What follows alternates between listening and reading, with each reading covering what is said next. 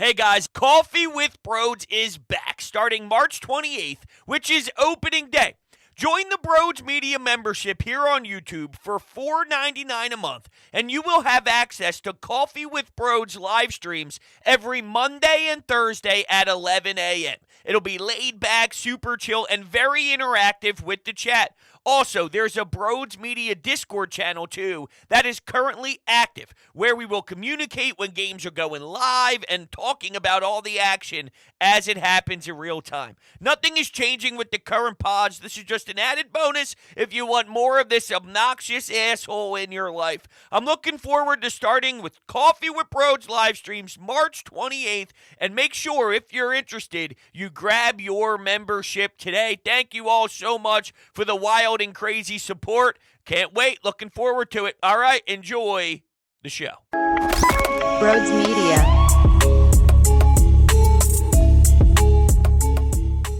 What is going on, everybody? Welcome on into Bleacher Report Live. And yeah, baby, we're getting close to Phillies baseball. Spring training is underway, and I cannot wait. I mean, when I tell you that I am so damn excited, I think about the lineup every day of my life, which is perfect because what we're going to do on today's show is project some of the lineup possibilities, talk about what I prefer compared to what Rob Thompson might do, and of course, grade the offseason by Dave Dombrowski because, wow, well, there's some big things to monitor. Aaron Nola, and thank the baseball gods that we have him back in town because you need your starting pitching, as great as this offense can be, and as much as they can bop and hit bombs left and right and produce a billion power swings, right? You need starting pitching. And Zach Wheeler, Aaron Nola, the two-headed monster at the top of your rotation is where it begins. And if you let Aaron Nola walk and hit free agency, and who knows, if he went to the Atlanta Braves, gross, that could have been the kryptonite. And even if there was a potential Montgomery signing or a potential Blake Snell signing, you need Aaron Nola, and they got Aaron Nola, and we'll talk about this whole thing. And we also have a poll question here in the Bleacher Report chat, and that is, would you have Kyle Schwarber lead off? Would you lead Kyle Schwarber off? Because that's where we're going to begin with this lineup. And I love Schwarbs leading off. Honestly, I think it's tremendous. And I actually read a little bit of Todd Zalecki of MLB.com. It was maybe 2 or 3 days ago. He was putting out a report about how much Kyle Schwarber was working on going the other way to help with his batting average, or maybe he can hit closer to 260 instead of under 200, which he did a few years back. So it's not impossible, as much as you may laugh at that idea. And it brought up, I wrote it down here, I'm looking through my notes, the record of the Phillies, the Phillies record when he leads off compared to when he doesn't. Okay. The Phillies are 151 and 100 with Kyle Schwarber leading off. They're under 500. Under 500 when he does not. They are 45 and 48 when he is not leading off. So that is significant. I want Kyle Schwarber to be the number one guy. I would do Schwarber, Trey Turner, Bryce Harper, and if we get that pure form of Nick Castellanos, and that's the dude we get who's smoking 30-plus bombs, who has beautiful extension on his swing, that's got some confidence, some swag, he's pimping some home runs, he's got 2 unbuttoned, maybe 3 unbuttons up top with the chain hanging, and he's filled with that swag. That's what Nick Castellanos brings to the table when he's hitting moonshots, and if that's what we get batting cleanup, that's the ideal top 4 in my lineup. And you know, I always use this as the reasoning to why I want Schwarb's number 1. And that's because I want my best hitter to have his best at-bats. The best hitter to have the most at-bats. And I always get countered with, well, with that logic, wouldn't you put Bryce Harper there? I would do that in a heartbeat. They will never, but I will do that in a heartbeat. Honestly, I've been thinking about this lately. If you could bat Bryce 1, Trey 2, Kyle 3, and then once again, Nick Ford breaks up the lefty-righty stuff, so you can't bring in a lefty reliever just to mow down Bryce and Kyle Schwarber back-to-back, or Bryson Stott and Kyle Schwarber back-to-back. I can't be having two lefties at the top of my lineup, and then one team could bring in one reliever, and then just with the blink of an eye, you're down your top two hitters because there's no separation between lefties and righties. That's moronic. And if you keep going with that philosophy and you don't have Kyle Schwarber batting 1 or 3, then he hits 5, and then you're losing too many at-bats for a guy who can hit me 47, 48, 50-plus bombs. No way in hell am I taking at-bats away from that. Excuse me. Oh, my God, I almost threw up. Seriously, you hear that? That was me almost literally throwing up because people want to bat him 5th, and that makes me sick to my stomach. My body actually rejects that thought, and you just saw that live. So keep that in mind. That's how much it's a no-go for me. But once you hit the 5, 6, 7, 8 range, you're so deep that any variation of Alec Boehm batting 5th, JT batting 6th, Bryson Stott batting 7th, 8th, Rojas 9th, Marsh, once again, the lefty-righty thing, or you could bat Bryson Stott maybe 6th, have JT bat 7th, which would be massive. But there's also reports from Matt Gelb discussing how he has really worked on his hitting because he was not happy. He did not like what he was bringing to the table. His leg kick was definitely on the monitor here. All right, he had that on the screen, and he was dissecting what he could change to be more of a pure hitter again and maybe rack up some more positivity offensively. And if that's the case, you can't have that batting 7th. You might have to move that to 6, 5. Now, the great part about this whole debate here, as we just throw around where guys can bat in the order, is you have so many damn good options. This lineup is lethal. Okay, Alec Boehm being a 20-plus home run guy instead of a 13 or 14 home run guy, that changes everything. Bryson Stott with another year under his belt. And since we're on the topic of a lot of these players looking for adjustments, there is a tiny fear of mine because I read up on how they're really trying to shift Bryson Stott to be a more selective, aggressive hitter, which from a 1,000-foot view, I'm not worried about that. But what does he do so well? What is something that he's magnificent at? I'll tell you for free. He works at bats. 9-pitch, 10-pitch, Citizens Bank Park rises, and everybody gets on their feet because he's a weapon, and he's able to make the other team's starting pitcher get frustrated because he's working too many damn pitches, and pitchers are getting fouled back. Well, if you want him to be more of an aggressive 0-0 count swinger, well, then guess what? There's going to be at-bats where maybe a man's on first base, Bryson Stott's up there, and he takes a hack at the first pitch and grounds out into a double play, and he maybe could have milked a 7-pitch AB and then worked himself into a single, and it would be first and second no outs instead of 2 outs with nobody on. You know, now you have to look at the long body of work in the big picture. Sure, there will be 5, 6, 7, 8 uncomfortable at-bats that you would like to have back, but what if that selective aggressiveness works into your favor where there's a man on second and third, first pitch swing, and you rope it into the gap, and now you get a 2 RBI double that you would have probably sat on in any other year, and maybe you would have grounded out to the first base side and you wouldn't have scored any runs, and the inning would have ended with 2 outs or something like that, right? So,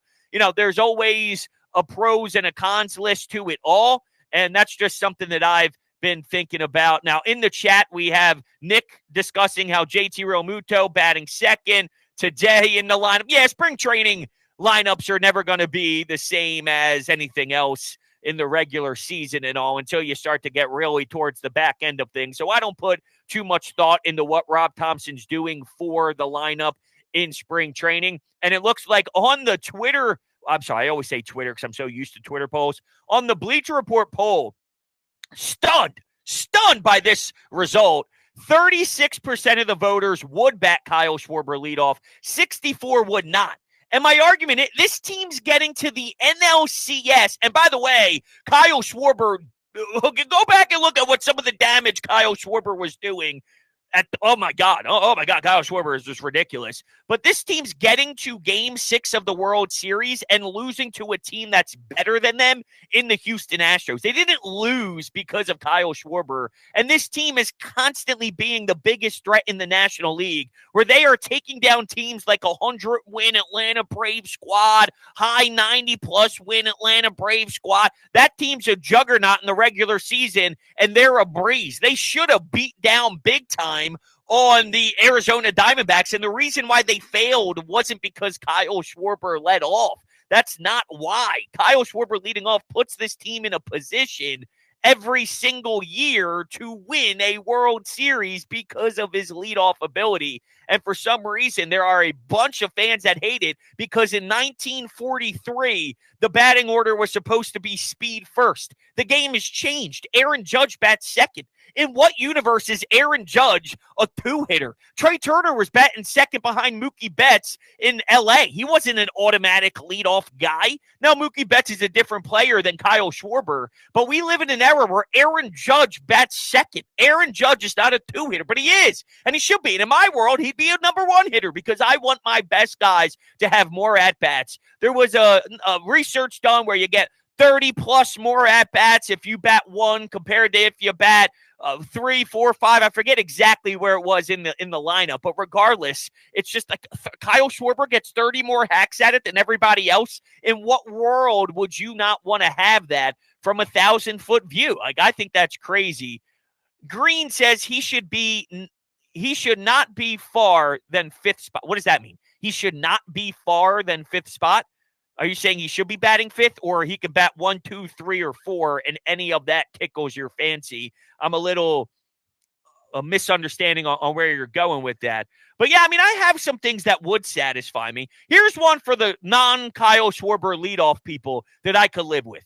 Trey Turner leading off, Kyle Schwarber batting second, Alec Boehm batting third, and Bryce Harper batting cleanup. But that would take him out of his comfortability spot of wanting to bat third. I just can't wait to see Bryce Harper for a full season again. You missed him for a while last year with the surgery and the offseason rehab. And remember the stories of him waiting a little bit of time until he was actually able to get that experience done. And man, he came in and started playing first base. He made 2 sensational plays at first base today within the blink of an eye. Like, the game just started. Here's Bryce Harper making sick, explosive plays over at first. Better than anything Reese has done. And I love Reese, and I would have brought Reese back and asked Bryce Harper to play in the outfield again so you can get a right-handed 30-home run bat right into your lineup instantly, which could help out JT and Boehm and Nick Castellanos and Trey Turner, and it would just apply pressure because think about all those righties I just brought up. And then, oh, by the way, here's your lefties in Kyle Schwarber, Bryce Harper, Bryson Stott, even Brandon Marsh. I think Brandon Marsh has been stellar since that trade with Anaheim, and Dave Dombrowski has a vision. He sees that vision when he makes a trade, and then that vision ends up becoming true because they trust Kevin Long so much that, hey, we think that he's got all these fantastic, beautiful attributes about him, and he's got a great skill set. Let's bring him into our house, and we can start really plugging away and working on his craft. And then before you know it, Brandon Marsh, I'm comfortable enough to look at him lefty-lefty. But if that's your 8-hole hitter and then Rojas round things out at 9, Rojas has to prove me something, though. I can't live with that forever. And if some point Rojas can't play, then I would put Whit Merrifield in left field and have Brandon Marsh move to center. But I can't have this kid go up there and hit less than 100 like he did in the playoffs. His regular season was nice, and I did see a lot of videos of him working on his bunting because he needs to big time, and I mean big time, and I mean big time. He's got to put the ball in play. But if it doesn't work, I'm not banging my head against the wall, even though I'm sure they'll take some sort of approach with him to, hey, let's give him some time, let him work, and all of that. DJ here says, I don't hate Kyle hitting first, but it would be nice to see him hit more home runs with runners on. I understand that. I do. People think, well, he's a home run hitter. So if he hits 3 or 4 or 5, there's more guys on base. It's a 2-run jack compared to a 1-run jack. But this works. This works. I understand. I do. I get it. I've heard that a billion times.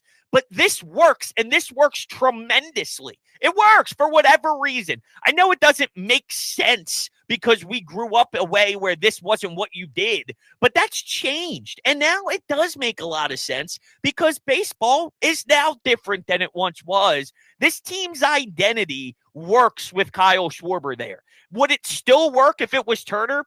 Possibly, yeah. I still think that there's a ton of power and a ton of greatness about this lineup. I don't want Stott up there as much as everybody else does. I actually like the idea of Stott batting deeper in your lineup, so it's almost like a second half of a lineup. You go through the first 6, and then Bryson Stott's your 7, or he's your 8, and then before you know it, you're back up at the top at Kyle Schwarber, but Bryson Stott and 7 or 8 is really working big time. It is hard. You got to go through all of these hitters. Imagine being a pitcher going through Schwarber, Trey, Bryce, Nick, JT, Bohm, and then here's Bryson Stott and Brandon Marsh. There's zero breathing room, and Whit Merrifield gets popped in there. That is excellent. Absolutely excellent stuff. So I'm a big fan. What I would do personally is keep it similar to last year. Kyle, Trey, Bryce, and Nick. And I don't want to just throw 6, 7, 8, 9 out there. I think it could get lost in the sauce when you roll out all 9. Any variation of Bohm, Real Muto, Stott, Marsh after your top 4, but it really becomes debatable with your top 4. I would go Kyle, Trey, Bryce, Nick.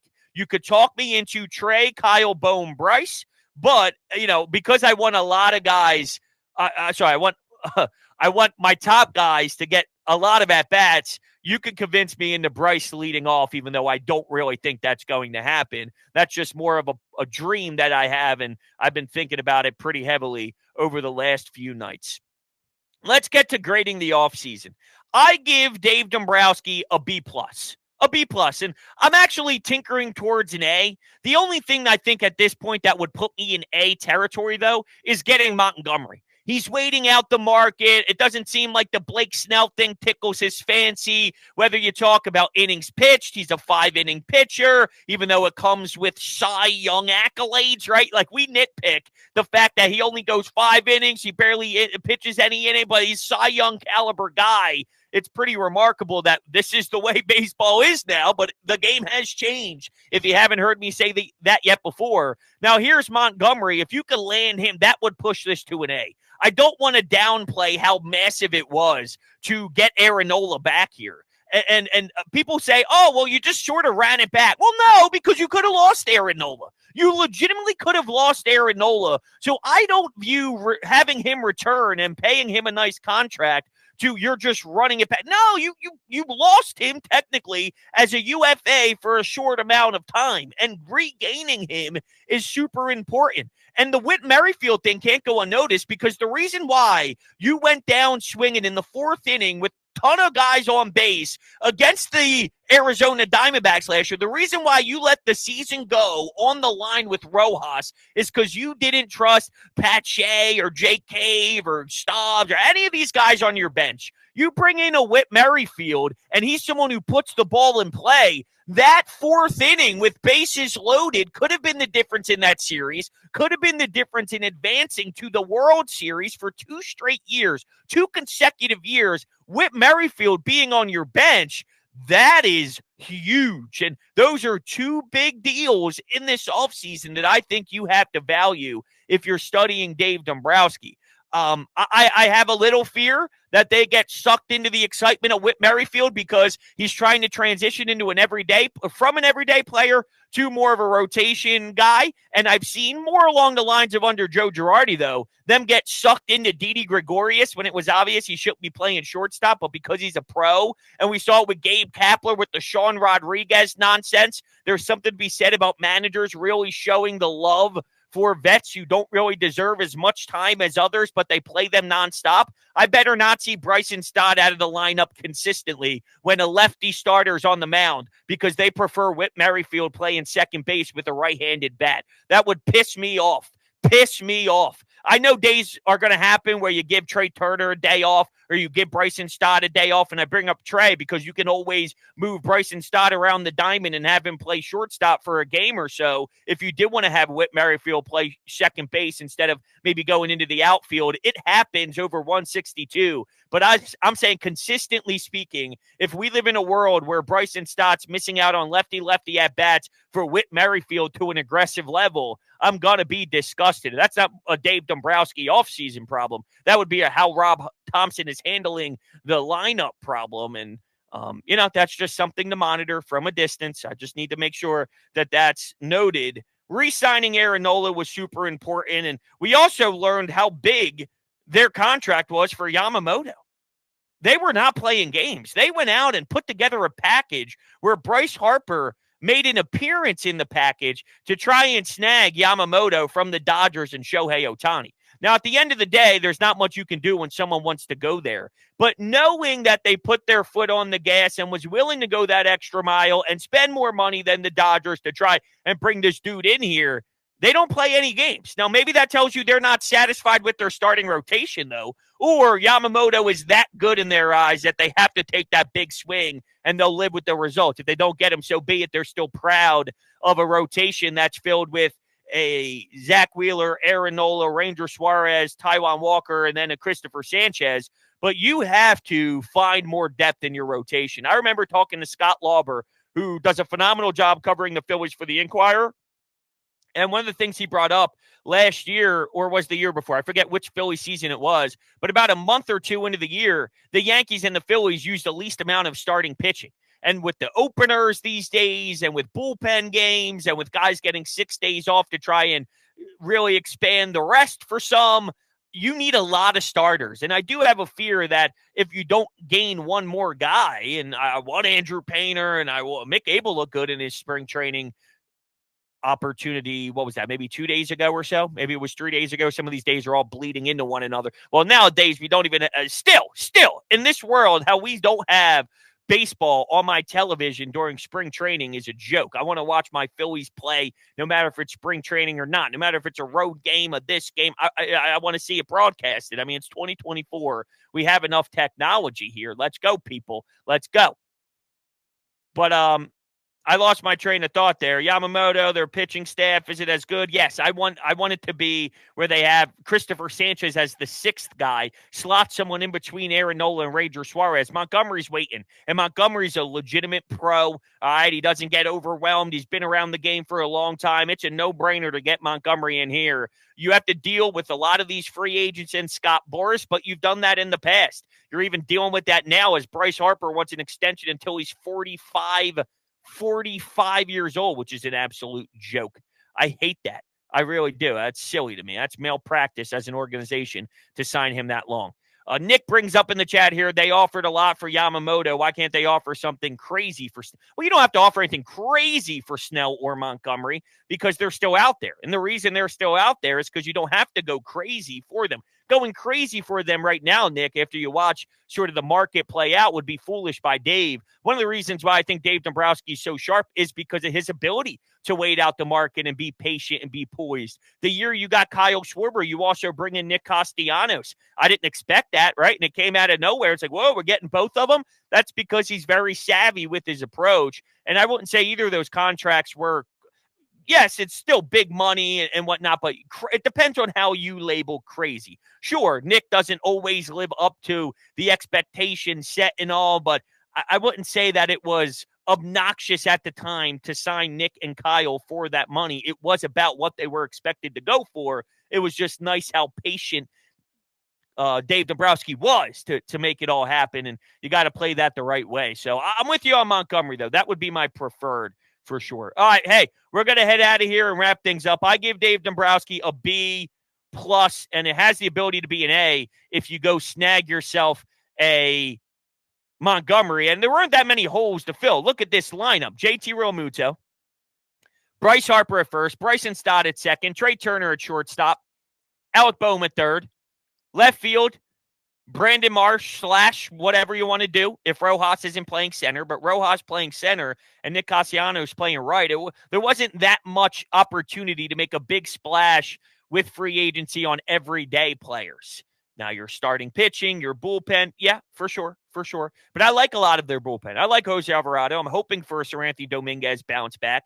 Kirkering, he was put in a tough position last year, but, with the whole offseason under his belt and the expectations to step in and be a threat, that's important. There's a lot of guys here still that I have some faith in. The Jeff Hoffman experience, can he support that again? That'll be a fascinating question, but I'm excited. There's no doubt about it. I'm excited. Before we head out, the update on the poll, 41% of you would have Kyle Schwarber lead off. 59% of you would not. What a damn shame. I am so disappointed. Love you guys all to death. We'll be talking Phillies baseball here on Bleacher Report, so I'm looking forward to it. And you guys enjoy the rest of your day. Have a great one, everybody. See you on the next one.